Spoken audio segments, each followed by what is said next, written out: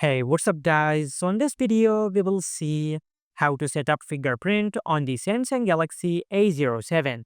Now to do that, just open settings, then tap on security and privacy. From here, just tap on lock screen and under the biometrics section, just tap on fingerprints. And from here, just select the fingerprint with the screen lock combination which you prefer.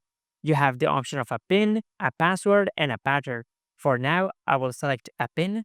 Now just create a PIN which must consist of at least 4 digits. Then tap on continue. From here, select use anyway. Now just enter your PIN one more time to confirm your PIN. Then select OK. Tap on done. Then tap on continue.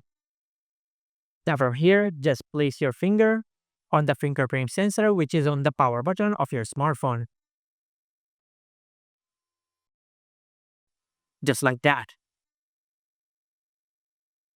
And once you're finished adding your fingerprint, just tap on done. Now if you go to the lock screen, as you can see, we can unlock our smartphone by using our fingerprint. Just like that.